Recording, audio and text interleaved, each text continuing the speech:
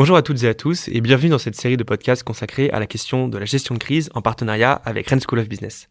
Dans cet épisode, nous allons parler des enjeux de cybersécurité à l'échelle des entreprises et des organisations avec Julien Nossetti, professeur associé à Rennes School of Business et responsable de la chaire cybersécurité de l'école.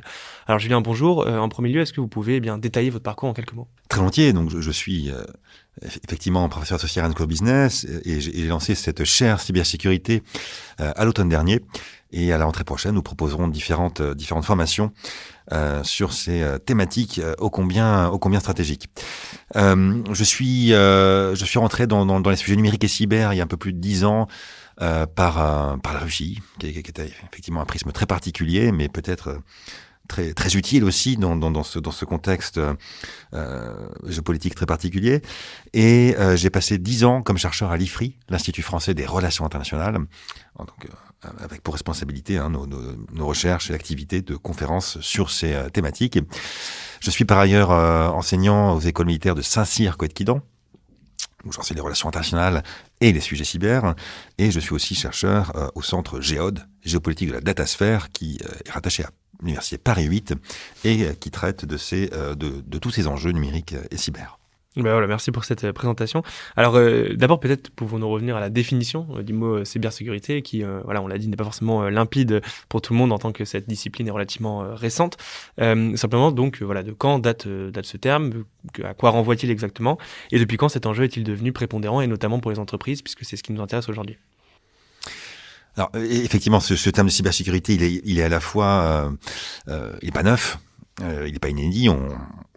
On a quand même quelques familiarités avec ça, même si dans cette histoire récente finalement de l'informatique, on peut le faire remonter on va dire à la fin des années 80, début années 90, au moment finalement de la commercialisation du web, enfin de l'entrée de l'internet grand public entre guillemets dans l'espace public mondial, avec des vulnérabilités qui sont allées de pair avec son déploiement. Parce que ça, c'est aussi un rappel finalement. Quand des individus du monde entier se sont mis à utiliser Internet, il faut avoir à l'esprit que c'est une technologie qui n'a pas été pensée au départ par les pères fondateurs d'Internet comme devant être sécurisée.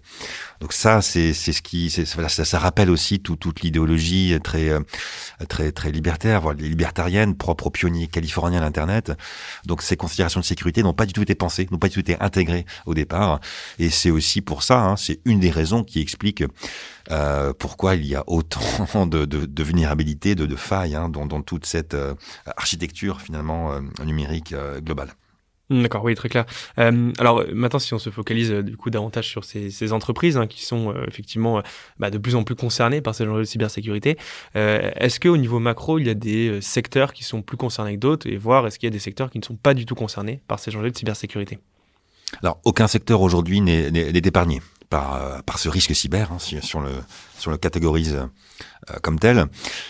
Il faut bien avoir à l'esprit qu'aujourd'hui, les grandes institutions internationales, y compris d'ailleurs financières, comme le FMI, le Fonds international, catégorisent ce risque cyber comme étant un risque systémique, c'est-à-dire qui concerne tous les secteurs à un niveau global, c'est-à-dire qui n'épargne aucune région non plus. Donc ça, c'est un paramètre, je pense qui doit aussi inviter à étudier ce risque cyber, on peut faire une analogie avec le risque pandémique ou le risque financier, le risque climatique par exemple, où finalement cette dimension cyber, elle s'est ajoutée à cette panoplie de risques et de menaces. Des secteurs privilégiés aujourd'hui par les cyberattaquants, je dirais qu'ils concernent peut-être d'abord les secteurs dits souverains, c'est-à-dire qui relèvent des prérogatives souveraines des États, à commencer par la monnaie, donc la finance, où là évidemment l'objectif pour les pirates informatiques est de mettre la main sur des devises, qu'elles soient traditionnelles, évidemment, dollars, euros, mais aussi des crypto-monnaies. On y reviendra peut-être par la suite. Et aussi, autre objectif vis-à-vis de ces institutions financières, c'est de saper la crédibilité et la confiance dans le système financier international. Et ça, c'est un paramètre qui est pris très au sérieux aujourd'hui, notamment par la Banque Centrale Européenne, dirigée par Christine Lagarde.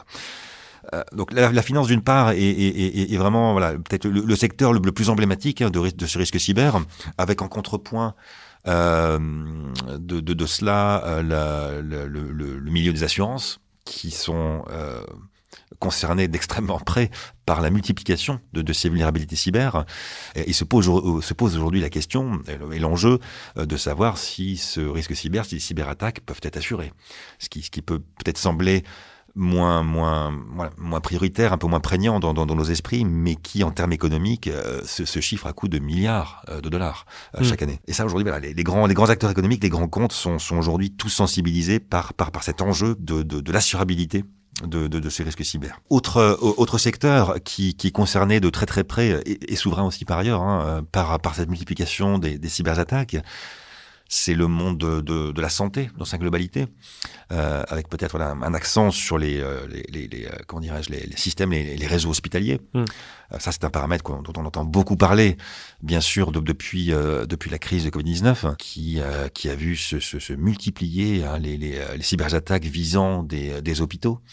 Ce qui n'était pas un paramètre nouveau, je précise, mais il y a vraiment eu une ampleur nouvelle de ces attaques portées contre des hôpitaux. Là, l'objectif il est aussi multiple. Il s'agit de mettre la main sur des données de santé de patients. Et là, différentes révélations, différents scandales ont émaillé les dernières semaines et les derniers mois, avec, dans le cas de la France, un fichier qui compilait les données de 500 000 patients français avait été commercialisé sur le marché noir. Donc, ce qui, là aussi, donne un petit peu la mesure de ces enjeux et du caractère extrêmement sensible, finalement, de ces données de santé. Qui sont aujourd'hui dans une espèce de flou juridique, avec d'un côté, dans le cas de la France, une protection, semble-t-il, assez forte, et en même temps un appétit extrêmement fort de la part des géants du web, des grandes plateformes américaines du web, et à côté de cela, des pirates informatiques qui n'ont aucun complexe à s'attaquer à des réseaux peu ou insuffisamment sécurisés, justement pour mettre la main dessus. Autre objectif chez les attaquants vis-à-vis de ce monde de la santé et des hôpitaux, c'est de saboter tout simplement des systèmes d'information, des réseaux informatiques. Là aussi dans le but peut-être plus politique de paralyser un fonctionnement, un pan entier de l'activité d'un pays, causer des retards dans le traitement à l'heure actuelle du Covid-19, etc. Ça, ce sont des stratégies de puissance très très très décomplexées, bien sûr, mais qui font partie de ces enjeux de ce secteur précis de la santé. Au-delà de ces secteurs dits souverains, vous avez également d'autres secteurs d'activité qui sont concernés de plus en plus par ce risque cyber et ces menaces, cyberattaques. Et là, je pense peut-être au secteur agroalimentaire, qui ne fait peut-être pas au premier abord partie de notre carte mentale comme ça des cyberattaques, mais compte tenu de la criticité justement de l'approvisionnement en ressources alimentaires, en eau, etc.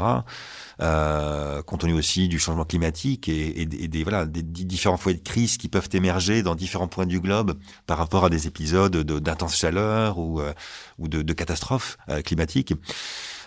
Cet enjeu agroalimentaire, il est aujourd'hui extrêmement prégnant. Et c'est pour ça que le risque cyber est venu lui aussi s'agréger à cet enjeu agroalimentaire. Ça peut être là aussi à des fins macro et micro, à des fins macro pour par exemple perturber les cours boursiers des céréales par exemple, et ensuite dans une logique cybercriminelle, de mettre la main sur des devises en nombre.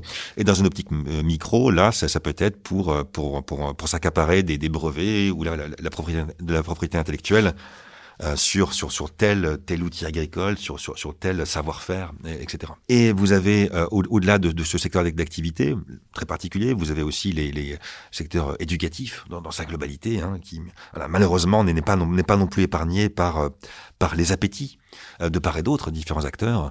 Même si jusqu'à présent il n'y a pas eu semble-t-il, de failles majeures révélées, mais les grands établissements, les systèmes d'enseignement, évidemment, regorgent de bases de données qui sont très très personnelles, très sensibles, et qui pourraient très bien faire l'objet comment dirais-je, d'exploitation de la part de pirates informatiques. Alors évidemment, c'est toujours difficile d'estimer l'ampleur d'une activité occulte comme la drogue ou la corruption par exemple, mais tout de même, a-t-on une idée un ordre de grandeur, j'allais dire, de ce que représentent concrètement ces failles de cybersécurité, combien d'attaques sont comptabilisées par an, quelles sont les pertes estimées pour les entreprises? Est-ce que c'est des chiffres qu'on arrive à estimer aujourd'hui ou pas du tout? Alors, les dommages économiques causés par les cyberattaques à l'échelle mondiale font l'objet d'estimations très différentes. C'est pour ça que c'est extrêmement difficile de se repérer dans cette jungle des chiffres, hein, de la cybercriminalité et conflictualité. Et pour vous donner un ordre de grandeur, les estimations en 2018 et 2019 ont varié entre 50 milliards de dollars et 605 milliards de dollars. Donc, ce qui vous resitue là aussi l'échelle, hein, finalement des vulnérabilités, et montre bien d'un côté l'ampleur, hein, comme dirais-je, des pertes et des dégâts, parce que là on parle en dizaines voire en centaines de milliards de dollars, et ce qui montre aussi d'un autre côté finalement l'absence d'outils vraiment fiables et qui fassent consensus entre les États et les institutions internationales pour justement mettre au point des indicateurs vraiment pertinents de mesure de ce risque cyber. Donc, au-delà d'enjeux financiers très très concrets, vous avez aussi un enjeu de quantification par rapport à ces cyberattaques. À ce titre, justement, on peut peut-être évoquer l'exemple assez éloquent du rançongiciel WannaCry, qui a sévi à partir du mois de mai 2017 et qui, me semble, était parti d'Ukraine. En quoi cet exemple particulier est assez révélateur de ces menaces et de ces risques qui pèsent aujourd'hui sur les entreprises à l'échelle mondiale. L'exemple de WannaCry est très intéressant parce qu'il était resitué dans une année 2017, hein, justement, qui a vu s'enchaîner différentes crises cyber. Alors, je vais pas forcément dire que 2017 est un tournant en matière de cyberconflictualité, mais l'enchaînement en à peine 2 mois de WannaCry et de NotPetya, le petit frère, hein, de WannaCry, a vraiment fait prendre conscience, hein, du caractère très global et très diffus de ces cybermenaces. Alors, WannaCry, pour resituer les enjeux, c'est un rançongiciel, un ransomware en anglais qui est une technique très particulière, hein, qui de la part de l'attaquant, ça vise à geler, si vous voulez, à paralyser des jeux de données chez votre cible, et pour les libérer, vous allez demander une rançon, généralement en crypto-monnaie. Alors, assez souvent, c'est en Bitcoin. Très souvent, dans la pratique, il s'avère que le paiement d'une rançon ne garantit en aucune manière la récupération des données qui avaient été accaparées. Bon. Donc, à WannaCry s'est manifesté en mai 2017. Il y a eu à peu près 300 000 ordinateurs qui ont été ciblés par ce rançongiciel. 300 ordinateurs dans à peu près 150 pays. Donc, on voit bien que la menace a été diffusée très rapidement et dans le monde entier. WannaCry a visé au départ une faille de Windows XP et en particulier tous les postes qui n'avaient pas été mis à jour. WannaCry a été considéré comme le plus grand piratage à rançon de l'histoire d'Internet. Il n'y a pas eu depuis 2017 un autre exemple, hein, aussi symbolique et significatif en la matière. Et ce qui a aussi distingué WannaCry, c'est que c'est son ampleur, tout bêtement, avec des chaînes de production arrêtées dans des usines automobiles en Espagne, en France, au Japon. Ça a été aussi des systèmes de soins. Je pense notamment au système de soins britannique, la NHS, qui a été paralysé. Et ce qui d'ailleurs a donné lieu à l'époque à quantité de débats sur le fait de savoir si on allait assister ou pas aux premiers morts causés par une cyberattaque. Parce qu'il faut savoir que un des arguments aussi mis en avant par les états-majors, les chancelleries dans ce type de conflictualité, d'opération cyber, il y avait l'idée que justement ce type de conflictualité n'allait entraîner aucun décès. Or là justement dans le cas de ciblage de systèmes de soins, d'hôpitaux, a été mis en avant l'idée que voilà par la paralysie d'infrastructures hospitalières avec du coup des retards dans des soins, dans des opérations, on pourrait très bien assister à des morts indirectes en fait. Oui, ça c'est le cas plus récemment en France d'ailleurs. Tout à fait, absolument. Et ça, en fait, en 2017, ça a peut-être été le premier jalon dans cette prise de conscience. Différents hôpitaux aussi en Europe, je pense notamment en Belgique, à Liège, ont aussi fait l'objet d'attaques massives. Donc ça a peut-être été un petit peu les premiers moments où on a pensé à ce type de scénarios qui ont d'ailleurs été scénarisés dans différentes séries. Je pense notamment au Bureau des légendes. De façon très pédagogique. WannaCry aussi a placé un coup de projecteur sur une dimension très particulière de tout ce marché noir de la cybercriminalité que sont les failles logicielles, failles informatiques. Et en fait, WannaCry avait utilisé une faille qu'on a appelée Eternal Blue, qui avait été exploitée par la NSA, donc l'Agence nationale de sécurité américaine, la NSA qu'on connaît bien depuis l'affaire Snowden, et faille informatique et qui avait été volée par un groupe de hackers qui s'appelait Shadow Brokers.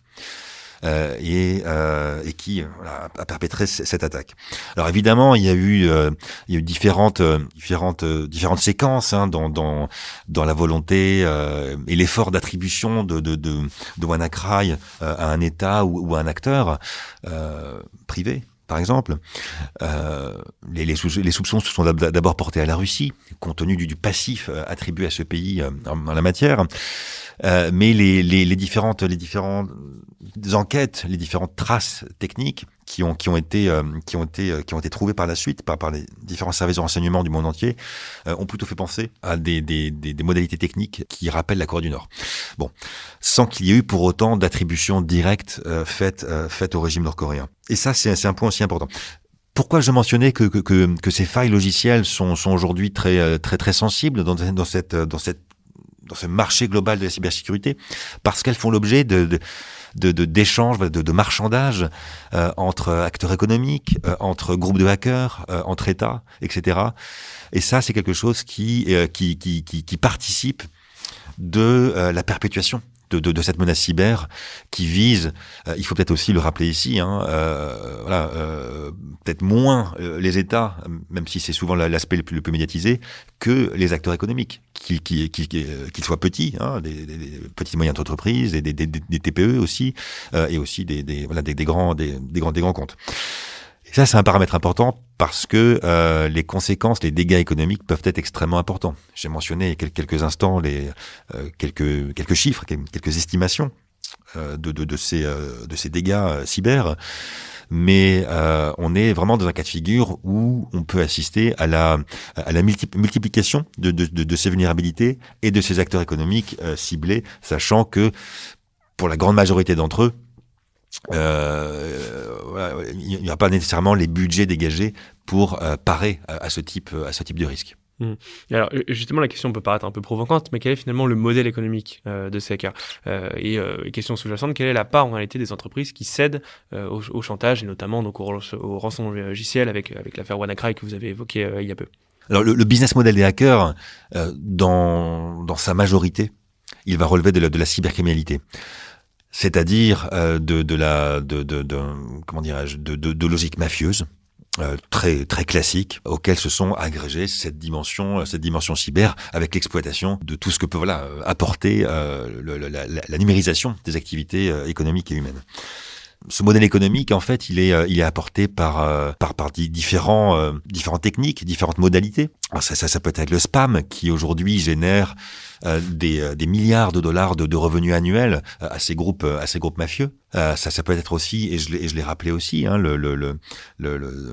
comment dirais-je, toutes les logiques de marchandage qu'il y a autour des failles logicielles, parce que parfois des groupes de hackers peuvent revendre une faille à un État via un service de renseignement. Donc tout ça génère là aussi des rentrées de devises très très conséquentes. Donc on est vraiment face à des cas de figure qui font intervenir des montants qui sont absolument colossaux et qui sont très souvent difficiles à retracer. Parce que dans certains cas de figure, et dans peut-être une majorité de cas, depuis la crise de Covid-19, on est face à des paiements, des transactions ou des demandes de rançon qui se font en crypto-monnaie, et notamment Bitcoin. Donc ça, c'est un paramètre qui doit aussi inviter à se pencher sur la régulation internationale autour des crypto-monnaies, parce qu'on est face à certains flous juridiques internationaux, et ça, c'est très bien exploité, à mon sens, par les hackers qui savent pertinemment par là où entrer pour justement parvenir à leur fin sans qu'il y ait possibilité de retracer l'origine des attaques ou des transactions. Ben voilà, ce sera le mot de la fin. Un grand merci à vous. Donc, Julien Nossetti, je le rappelle, professeur associé à Rennes School of Business et responsable de la chaire cybersécurité de l'école. Merci à vous d'avoir écouté ce podcast. Et quant à moi, donc, je vous dis à très bientôt pour un nouvel épisode sur Major Prépa.